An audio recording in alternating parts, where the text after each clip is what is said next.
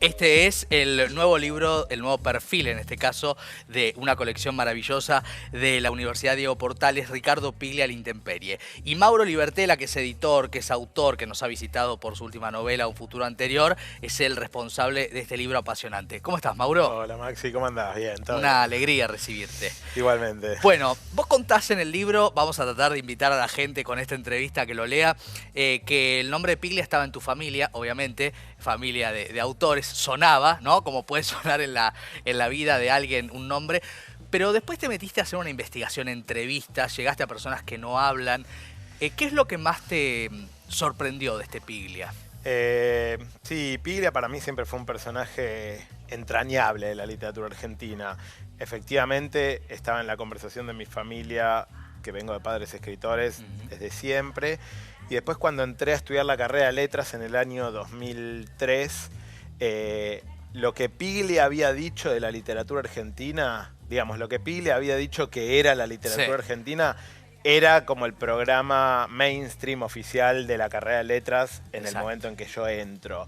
Digamos que cuando ya entro como a profesionalizarme, por así decirlo, en la lectura y luego en la escritura, Piglia era siempre un personaje central, siempre estaba ahí.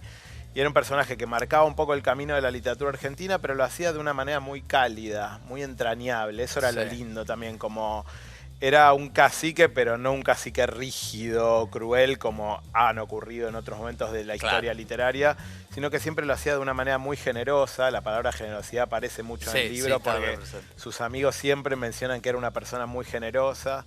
Y a mí me pasó algo que, nada, es como un detalle autobiográfico, pero lo menciono porque tal vez tiene alguna relevancia, que es que cuando murió Piglia, a mí me pasó que fue la primera vez que lloré por la muerte de un escritor que no fuera mis padres, ¿no? Obviamente.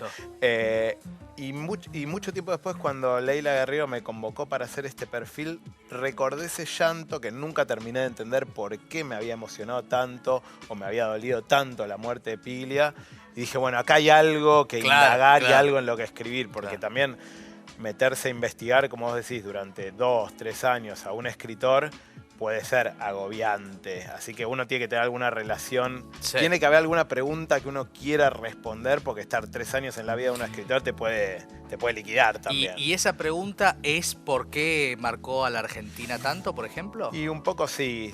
¿Por qué fue tan importante para la literatura argentina? Digamos, la vida y el trabajo de Piglia fue central durante medio siglo, digamos. Cuando él empieza a publicar sus primeros libros a mediados de los años 60, hasta que publica sus libros finales, que son sus diarios, hacia el 2017, 2018, son 50 años de literatura argentina donde Piglia siempre estuvo, con conflictos, con debates, a veces de una manera más amable, pero también estuvo en quilombos, para decirlo. Sí, el Premio Planeta, vos contás mucho. El Premio Planeta, la pelea o la disputa histórica con César Aira, los años de Punto de Vista también, su salida de la revista Punto de Vista, que fue conflictiva. Bueno, haberse ido del país, ¿no? También como una manera de correrse de la escena. Bueno, sí, los años de la dictadura que fueron importantes para él, donde él ahí decide quedarse, pero muchos años después se va a Estados Unidos cuando ya su vida empieza a ser un poco más problemática por lo que había pasado con el planeta. Y después, bueno, la enfermedad de Piglia, que es un momento importante en su vida, muy tremendo. Hay una frase, yo me anoté algunas cosas, hay una frase que él dice en el último o anteúltimo capítulo, vos citás que él dice que lo que más vergüenza le daba era estar enfermo.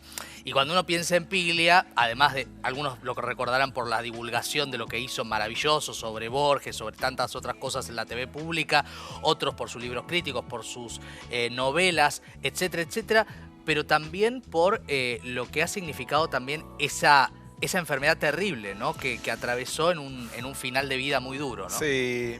¿Sabes que a mí me da la sensación, después de haber escrito el libro, empecé como a pensar algunas cosas o a cerrar yo algunas ideas, por así decirlo?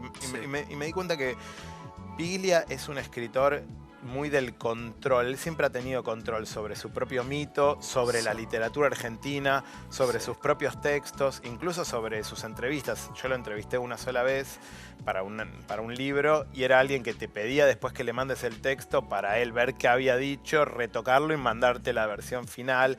Él siempre fue un escritor que ha controlado todo y sin embargo en su vida han habido muchos momentos donde perdió el control, que tal vez sean los momentos en algún sentido más inesperados o interesantes. Algunos son los que hemos mencionado.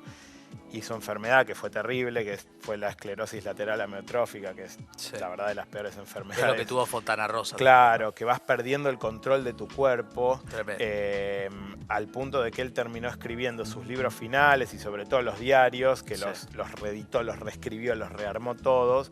Son los cuadernos que él escribió durante toda su vida, pero son un libro nuevo porque lo rehizo todo.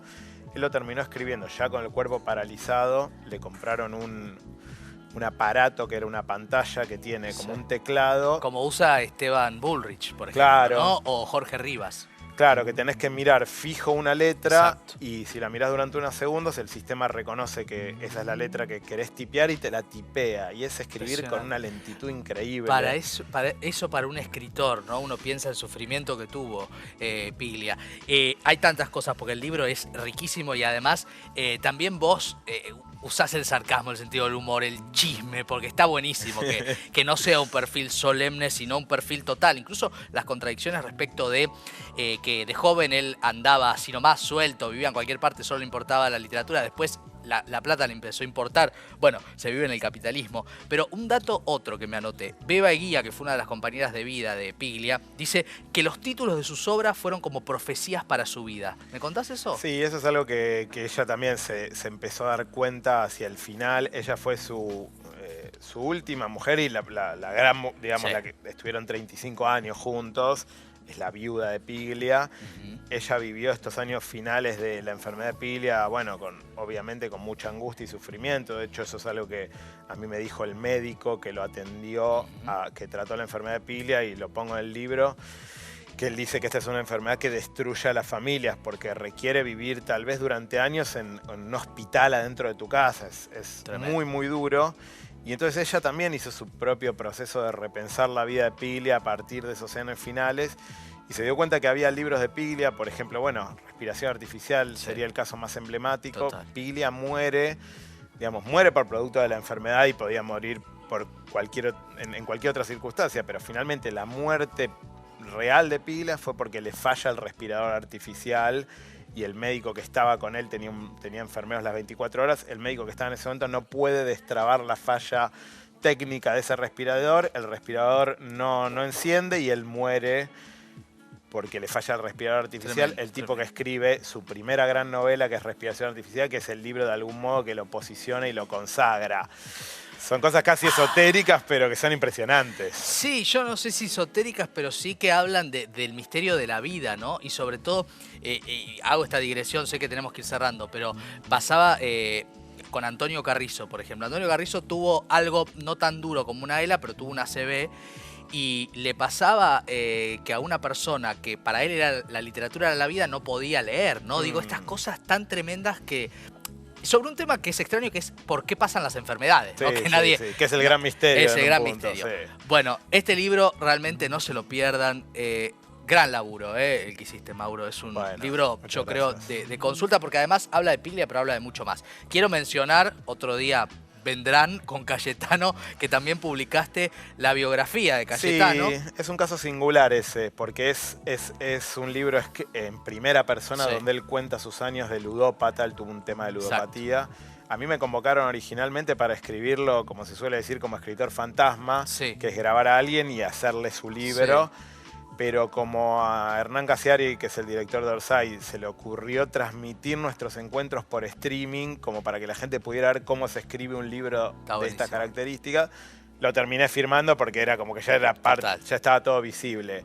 Así que ese es un libro en primera persona donde él cuenta sus años de ludopatía, que bueno, es otro tema muy largo, pero muy interesante. Lo vamos a leer y después a charlar. No va más se llama en este caso. Bueno, y vinilo también, como siempre, con grandes libros. Mauro, gracias. Gracias, Maxi, como siempre. Un placer enorme. Bueno, finalmente ha venido.